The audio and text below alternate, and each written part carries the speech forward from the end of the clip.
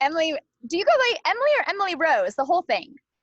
Just Emily. I know, it's so funny. People think my middle name is Rose, and it's actually my married name. So it sounds very Southern, right? Like Emily Rose. Oh, Rose is your last name? Yeah. So my full name is Emily Ann Rose. Ah, got it. Yeah.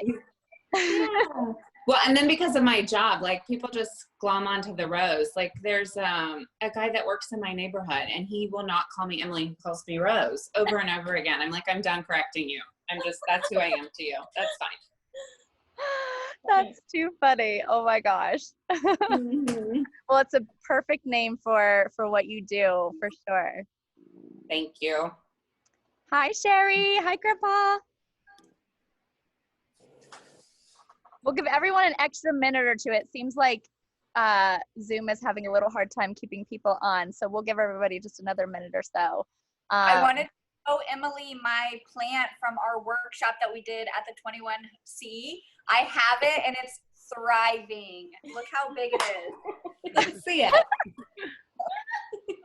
That's nice. Jill, hold yours up in comparison. Right. Hold on. Oh no, I missed it. I was on the wrong screen. Show me again. Look at that. You are like, I love it so much. I haven't hung it yet because I'm still in my townhome and I don't want to put any extra holes in the wall. But when we move in August, I cannot wait to hang it. I have a big bay window in my kitchen, so I'm like, that'll be so perfect hanging. So perfect. Good job. I'm impressed. Yeah, that event looked so amazing. And sadly, I'd already moved to California from Cincinnati, so I wasn't there when you guys had it, but it looked so awesome. I knew so many people that went to it, and yeah, the photos looked great too. It was a full house. Fun. It was amazing. And yeah, nobody wanted to leave. Everyone wanted to stay. It was so great. Oh my God. Jill. Are you back? Hey, where's your plant, Jill? I killed it. It's very sad. That's like what to do and what not to do, right? Probably. Emily, Olivia and Lauren have been trying to make it back to the office to try to keep ours alive. I don't know if it's been able to stay or not, but we've been trying. They're on their last limb, but they're hanging in there. I think the watering helped the last time. I'm hoping that since it's been rainy, the sun hasn't been on them. I think they're okay. Oh, for sure. Plants are so much more resilient than people give them credit for, I feel like, most of the time. For sure. Okay, so I know Erin's still trying to jump on, but we should probably get started here soon. So I guess let's just dive in. I'll start with kind of just the intro and then give people a little chance to jump on before Emily kind of dives into her presentation. So thanks everyone for joining. I think I'd love to start off with a toast. And that toast today is obviously just cheers to the beauty around us, the beauty of nature. Salute! Salute! And I see that Sylvia just joined. Hi, Sylvia. I think she's still connecting to audio.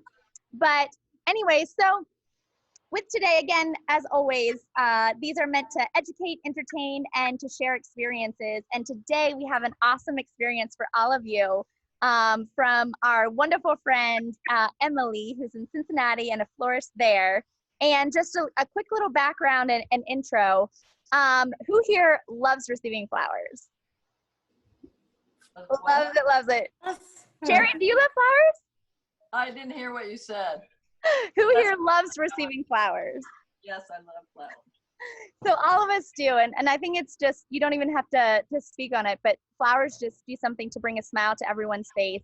And no matter where you are, you can always find beauty around you, even here in the desert. I went and picked these beautiful little blooms that were blooming on the side of the road, these wildflowers.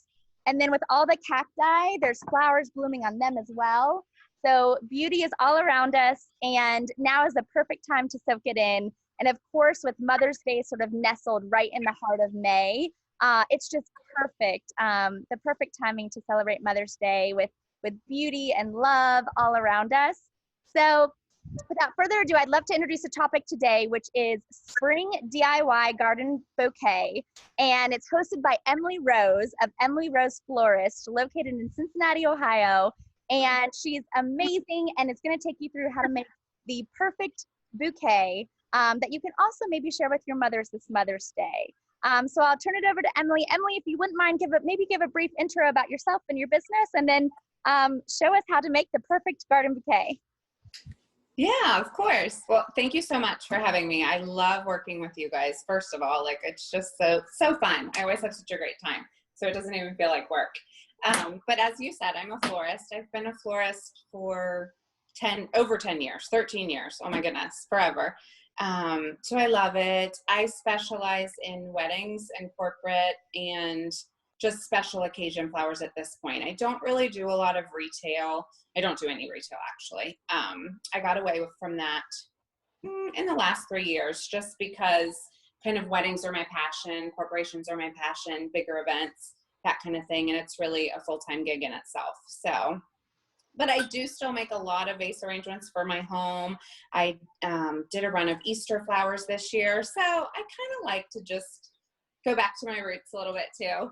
And I won't spend forever talking, but if people have questions while I'm kind of creating, it's fun to chat. It's kind of like a barber shop. When I used to have a retail store, it's like you just chat while you work, and it's lighthearted and fun. So feel free to like shoot me anything. If you can't see, just yell at me, whatever. But we will go ahead and get started. I have this really great, it's vintage glass. I'm not really sure how old it is. It was given to me by my mother. I think it looks kind of 70s, honestly, but I love it. And it's very just springy and green, and I thought it would be perfect for our topic tonight. So I'm going to start with this.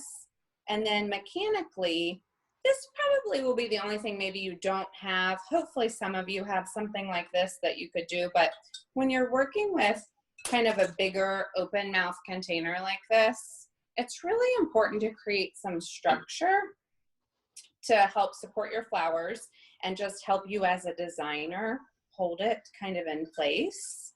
So I've made this out of chicken wire. You can buy this in a giant roll. Like if you're just a DIYer, you can get this at Home Depot. It's like 40 yards. It would last forever. I go through them like crazy, but anyway. So you would just kind of you want it to be double layered. Therefore, the stem is going to go in. Let's see. I'll just kind of give you a visual. And all I can see is Angela right now. So I'm going to switch. Because I'm like, I don't know if people are like sticking their tongue out at me right now or what's happening. And I use these when I make my bridal bouquets too, so maybe too much information. But it's just a great support system, because imagine you put the stem in here and then it falls, right? And then you get frustrated and you're like, it won't stay where I want it to stay. This, you put it in and it stays, right? And it's supported. So because flowers get really, really stressed out, like if you're trying to push it and pinch it into a position where the stem is being bent and it's not being held, that's not going to draw water, and it's going to die a lot sooner than what it would. So that's important. So I'm just going to jam that in there, kind of like right there. I'm going to leave a little bit of it exposed at the top just so we get that really great spillover. And again, garden style arrangement. You know, you want that really lush, kind of like it's just growing organically and flowing out everywhere. Beautiful. So I'm going to start with the greenery that I just showed you. This is just honeysuckle. I cut this out of my yard. It's kind of an invasive shrub. So, and all parts of the country have these types. So depending on where you are, I'm sure you have something similar if you don't have this exact thing. But it holds up really well in water. And like I said, the color is really wonderful. So I love it for a spring bouquet. And if it translates really well, can anyone see it's got like this little, when it first comes out, it has this little kind of peachy cast to the end of the green. Can you see that? Cool.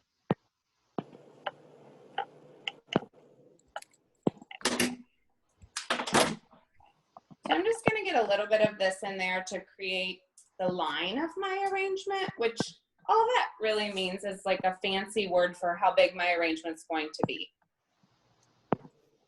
So it's just kind of like my guide.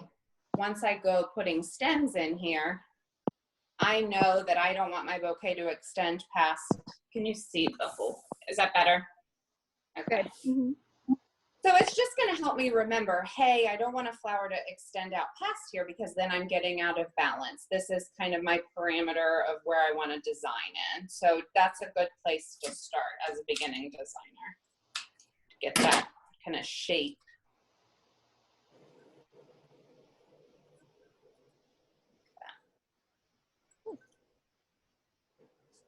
Okay.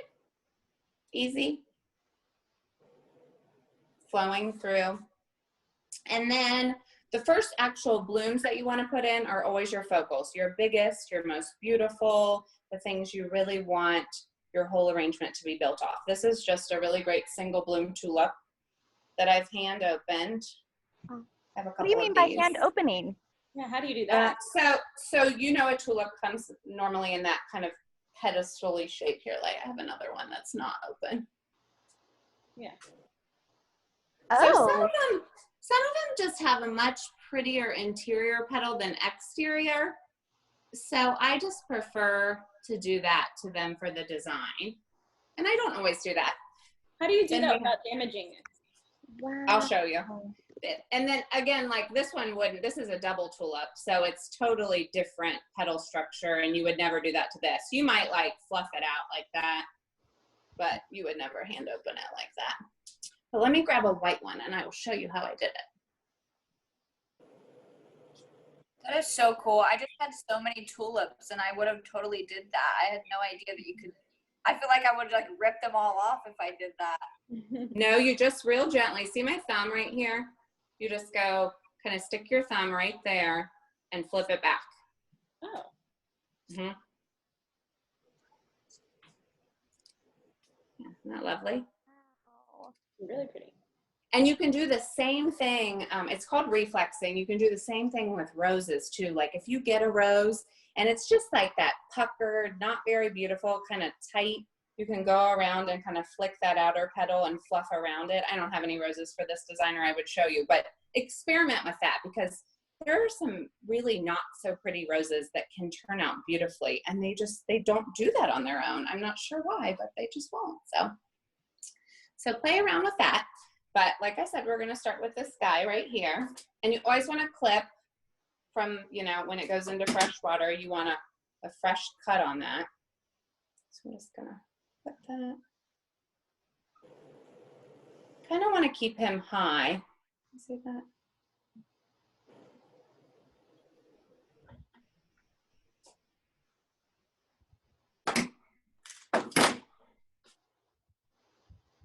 There we go. And for garden style, I think it's really important to design in like a color blocked method, meaning, you know, this tulip wouldn't grow here in nature and then grow here and then grow here. It would grow together as the plants, you know, do. They stick kind of together. So I think that's kind of really telling of that style. So I have that there. And then you talk about balance. Obviously, if you have this on this high side over here, you're going to need something on this high side over there, right? To kind of pull your eye back up. And if I need to scoot back from my camera so you guys can see my whole design. Is that better? Yeah. Okay. So my plan was to come in with the white on the other side. And even though they're not the same color, they're visually the same weight, the same size. So that's going to help keep your arrangement balanced.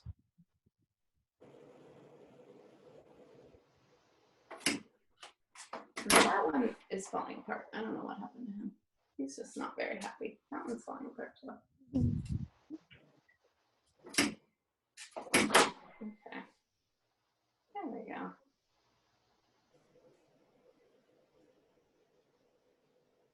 And it's okay if things move around a little bit because you're still in kind of your early stage. So don't be so particular about like, that's not exactly where I want it to be. You'll move it down the road anyway. It's just kind of to get a starting point.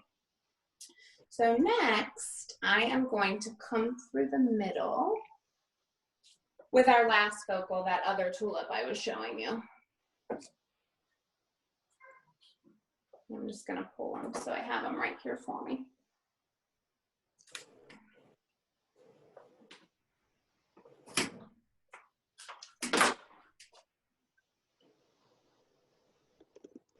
There's that one.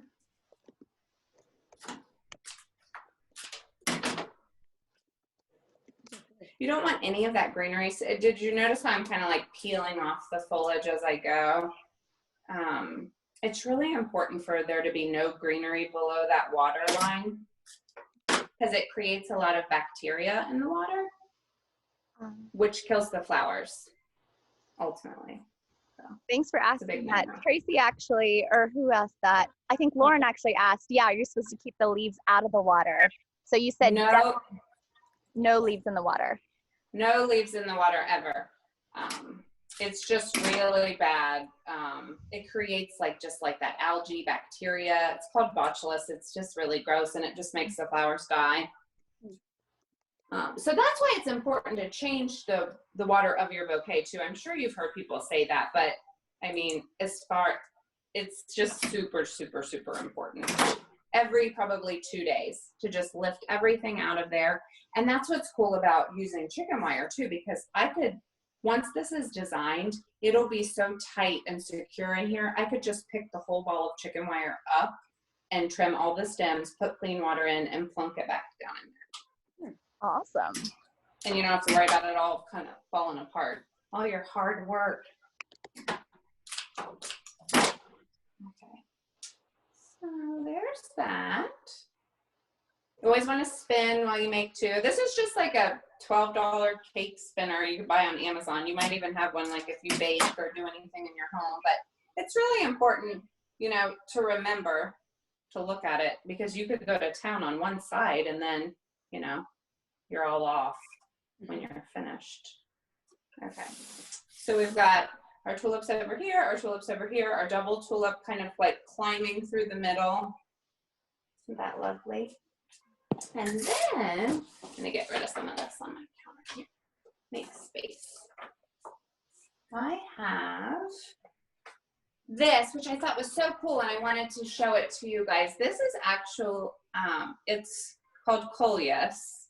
It's a plant that you can grow, and it's a shade-loving plant. So it comes in lots of different colors, a lot of really great color, but it's just a foliage plant. And I like to put it in my planters in the summer on my deck in the shade and then use it in cut flower arrangements because it grows like wild and you can just drop it out. Let me scoot close to you. You can drop it out after your bouquet has died, put it in water and it roots. So then you just have a whole new plant. You can just stick it in some dirt and you've got a whole new start of the plant. Wow. So I've had this in my windowsill for 4 weeks, and it does roots. Oh, yeah. Yeah.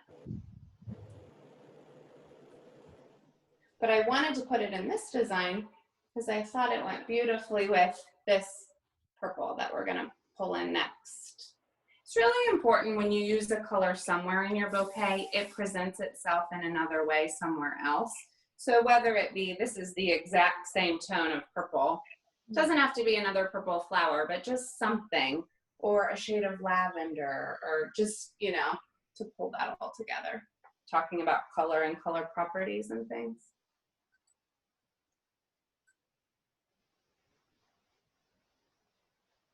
Okay, I'll plug that right down in there. I think I have one more piece. And let me use it right here.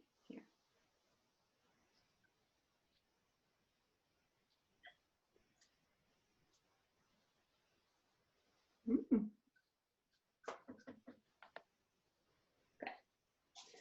You should always kind of drop your gaze too and look and see if someone was sitting at my table and they were more here instead of on top of it, what are they seeing? So that's really important when you're designing as well. Okay. I'm gonna go ahead and these guys. As you're putting those in too, we had another question come through from Tracy. She said, okay. Do the tulips die faster if they're opened when you do the opening? They don't. No. Great. These tulips are pretty mature, so they were easy for me to open. I would just encourage you, don't force your flowers. Like if the petal is not peeling back like you want it to do, it's just not ready to do that yet. But no, it doesn't shorten the vase life at all. I think that is like the most amazing thing that I have heard. It is so like you can totally change the flower that you thought you had. And I think those are just so gorgeous when they're opened. I thought it was like a lily or something. Yeah. I know. Isn't that great? Yeah. So then we have, okay, so then again, we're talking about balance here and then here.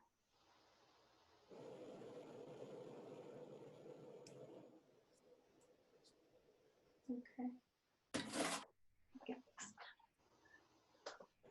Oh, I have a question. My favorite flower ever is a hibiscus, and obviously mostly in tropical areas. And I just didn't know, do you have any, like, do you grow them at all, or how do you get them if you do ever have them for bouquet? I don't put hibiscus in a bouquet. I don't know how that does out of water. I've never had a florist friend or taken a course or done anything where they've recommended using that. I know that it's technically an annual in our colder zone. So like my mother-in-law loves them, and she brings hers into her living room like in the winter and then just puts it back out, and that's totally possible in this zone. But I think, in like California, warmer climates, it would just stay alive. So she just brings her hibiscus in, and because I buy them every year and then they just die. Oh yeah, you can bring it in. Mm-hmm. For sure. Huh. And I've even seen where people will put it, like leave it in the pot, but bury the pot in the yard, and then you can just like unearth it. That is so smart. Mm-hmm. So many things, if you're in a colder zone, you can save. Just like this I was telling you. I'll pull this out of my planters before frost, and you can keep it in cut water in the house all winter long and then just replant it. Geraniums are like that. I'm trying to think of other things. So more of this kind of coral tone I'm going to come in here with. What is that flower called? This is an anemone. Anemone. And everything I'm using is growing here locally right now. So these are all spring flowers. So beautiful. I love their kind of like wild stems, how they kind of twist.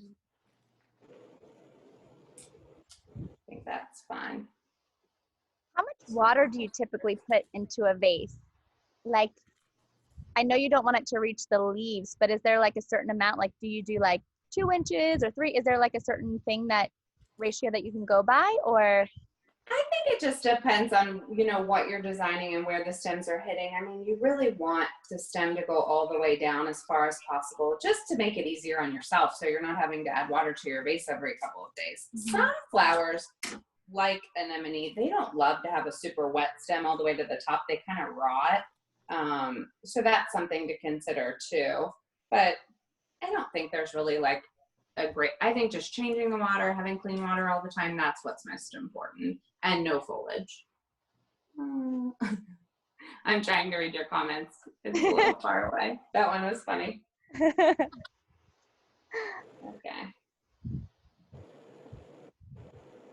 Yeah. So, and then I came in, see this white, right? Can you see that white right there at all? Yeah. I think that's important because you have white over here, and then it's, that's making this white make sense. So, put him in the middle. I'm going to do the same thing right here. And I think we're getting really close. An amazing place to get really cool colored vases sometimes is local thrift stores, like Goodwill, any type of like secondhand store like that. There are so many like really, really cool and sometimes like antique ones for so cheap. Oh, I know. Isn't that the truth? When I did retail, I went to the thrift store like it was my second job. always looking for that really great vase. This is just some fern that I think makes it look really lush and pretty. And I think I want it to kind of come across the line of the vase right here. So I'm just gonna do it like that.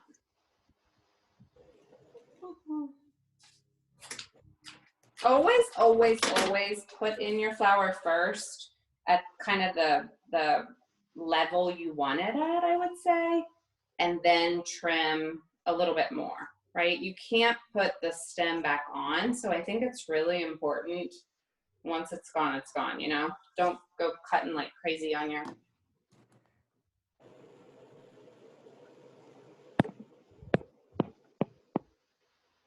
Yeah, I think I love that. I don't think I love that there, actually. I want that over there. So Emily, you said this was a garden style bouquet, or what? Sorry, what was the type you called it? Yeah, I would call it a garden style, just really like a lot of green element. Like I said, with the color blocking, like everything's kind of, you know, grouped together. You have your like items grouped together. That's what I would call it. Kind of a lush garden organic style. This guy's not. I love my it. favorite. Do we love it? So pretty. Everyone wants to know if you deliver to California, if somebody gets to win. Oh, I wish. I wish. In Kentucky. I know.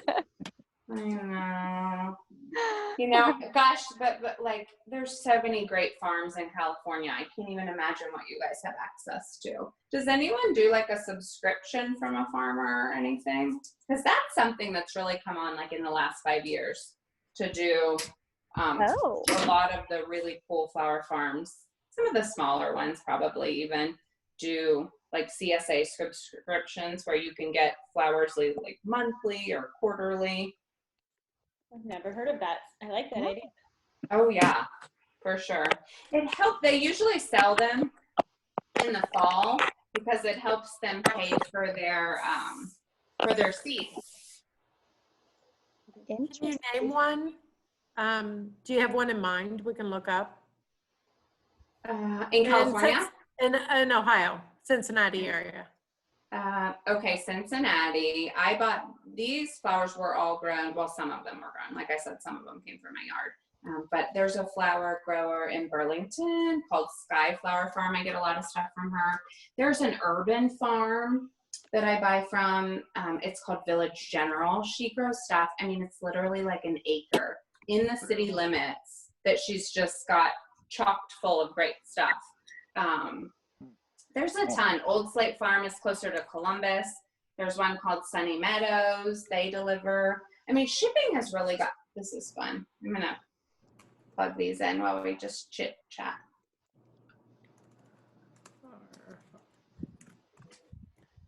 I love that idea of a flower subscription though. You don't even have to worry about going out or getting them. You just get them arrived to your door.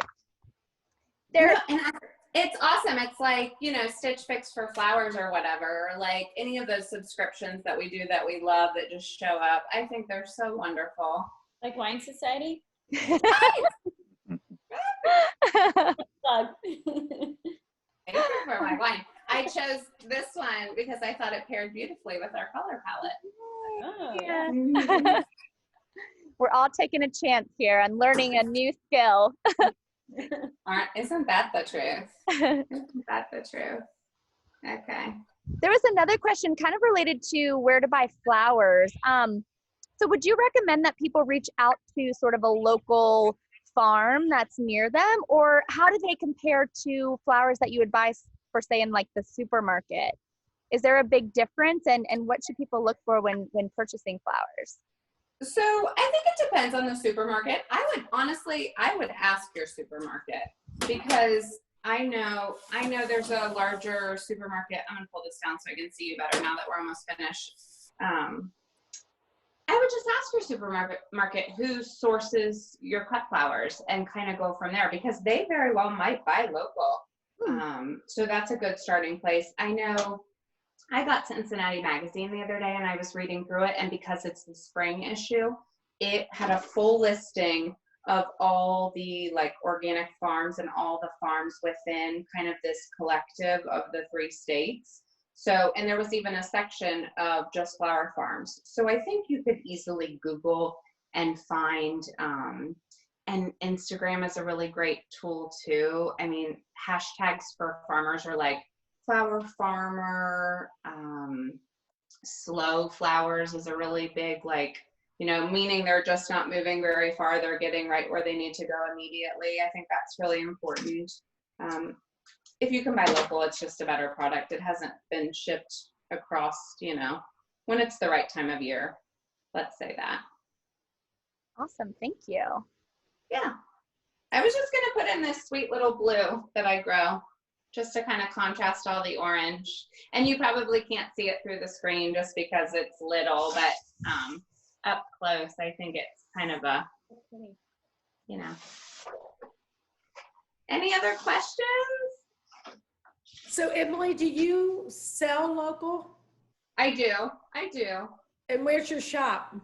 I work from home. This is my home studio. Like I'm in my home right now. Okay. And how far do you deliver? It really just depends. Like I am not the florist that you would come to, like it's my mom's birthday tomorrow. I need to buy flowers. Yeah, I don't, but I do, like normally I would be doing a lot more Mother's Day flowers, but I was supposed to have a wedding this weekend. And, you know, with the way things are, it was kind of, it's a long story, but that wedding was canceled very late notice. So, but for Easter, for Christmas, for any kind of larger event that you might gift flowers, I'm usually doing like a run of bouquets of that for sure. And I teach class, obviously teaching this class, but I teach in-person classes, like I bridal showers, all that kind of stuff. That is the prettiest arrangement I've ever seen. Seriously. I've never No, I love that. And last question, is that your real last name? It is. That's funny. So I know. So My fitting. husband's friends like tease him all the time and say that's the only reason I married him. Oh, so that's your married last name. Okay. That's my married name. It's perfect. Thank you. Thank you. Oh, you guys, this was so much fun. I hope you learned something. Yay. Love it. I think too, you mentioned And how that. much would something like that sell for? Oh, What yeah, would this program. sell for? How much would something like that sell for? Probably like $75. Yeah, that not seems bad at all. reasonable. Yeah. Very reasonable. For sure. You should I up mean, your price. well, and I think it's mostly because it's all local. Like it's very, it doesn't go far. I got it really affordably. It's healthy. Yeah, maybe 85 at most. I would have to count it. I'm bad at that. I just make it until it's beautiful. And then I count it, and then I'm like, oh no. So I think you mentioned that you teach classes. I think that actually would be an amazing Mother's Day gift as well. And I think that, I mean, even this virtual class has been so inspiring. And I think we all learned a lot of really, really great tips that we would have never known if we didn't, join in and have Emily here with us. So thank you so much. That's been just so amazing. I want to go and make my own bouquet now. that makes me feel great. That makes me feel great. Yeah, flowers really do. Like flowers are the best thing. It's funny because since this all has happened, I've had so many people. I mean, they know I really only do weddings, but like reaching out, I need flowers in my life, or I need you to bring me some flowers because they make you happy. It's crazy just having them in your home. And even if you don't have a big, like I'm a big fan of the little bud vases. I have these all over my house, like every color, clear, whatever. They're always in my bathroom. Just a single stem can like totally change the mood of a room. I'm all about that. I love those. I showed earlier, I'm using a decanter as sort of a base at the moment. I don't have a base at the house I'm staying in. But hey, it works. Well, and even if you don't have a physical bloom, I grow so many houseplants. Like I'll snip just a really beautiful leaf and put it in a gorgeous vase. If it's the dead of winter or whatever, and that's all you have, And even that makes a huge difference. That's interesting. Mhm. First flowers. Right. I love it. I have one more quick question for you, and then we'll leave it open for any final questions as well. Okay, so you know how with fruit, there's like apples don't always play well with other fruit, and they make other fruit turn bad. Is there any flowers that you can't mix together? Does that exist in the floral world? Kind of. It's funny that you say fruit because that's a bigger no-no than anything. Like fruit puts off its own gas. So and at holiday time, you see like fruit and flowers mixed a lot, and they really don't love that. So that's a quick thing. Some things, yes, every flower puts off a gas, just like every fruit puts off a gas. You'll learn over time. Like certain Gerber daisies really don't play well with others. They really like to be in a vase by themselves. But the big thing is just bacteria. Just keep all of that yucky stuff out of the water and change the water. And how often? Every 2 days? I would say every 2 days, and keep them in a cool place. Out of direct sunlight is huge too. I have had clients over the years that put their vase, like, you know, they're enjoying their fresh flowers and they don't want them to die. So they put them in their cold garage every night before they go to bed. You would be shocked. I mean, you'll get 4 extra days out of your bouquet by keeping it cold when you're not looking at it. I mean, that's the ultimate sacrifice. That's a lot of work, but just little things. And how long would you expect that bouquet to last if you did it right and changed the water? Well, I'll be honest, I made a lot of flowers last week, and I've had the blooms. They've been out of the cooler just in regular air for a week tomorrow. Really? Wow. And they probably still have 3 or 4 days left because, yeah, and the greenery is great too. So you should get 10 days out of your flowers if they're fresh and nice, always. I have a weird question. My mother-in-law swears by putting like a drop of like bleach or cleaning agent in her water, and she says it keeps the bacteria from growing, and it seems to work, but it seems like an odd concept to like put bleach in something that's alive. So what are your thoughts on that? As long as it's a very small amount, I completely agree with her. Really? I put bleach in my fresh Christmas tree water, and anything, because it's just that bacteria. That's what's, very, very small amount. Like I could get you an exact measurement, but probably like a teaspoon or less in a big vase of water. It's just enough. Okay, that's interesting. Mm-hmm. Yeah, and sugar's really big too. Like if you don't have flour food, some people swear by putting like a little dash of Sprite in the water, because that's all flour food really is sugar. A little bit of sugar. Does it matter what kind of water? Like if you have hard water or soft water or water that has more like minerals, is that something you should worry about, or? I'm not gonna pretend I know that, honestly. I have no idea. I've never experimented that deeply into it. I'm sure it does matter, and especially ones that are extra sensitive, but I think the bacteria is just the biggest thing. No, I've never like moved from one place to another and noticed the water was different, so my flowers, no, nothing like that. Awesome. And I didn't pay attention, and maybe you said this, but I didn't notice if you were cutting like in an angle, or I know some vegetables and some things. Were you cutting at an angle or just straight across? Cutting at an angle is best. It just opens up the stem, because obviously, like if you're cutting just straight across, the stem is only, but if you're cutting at an angle, it just creates more surface area for it to absorb water. So that's why that's important. And a clean shears are really important, because again, like bacteria can grow here, and then you're just putting bacteria right in the stem when you're cutting it. That's a big deal. So bleach and clean your tools, throw them in the dishwasher. That's a big deal too. And then anything with like a wooded stem, like hydrangeas, one that's really big for this.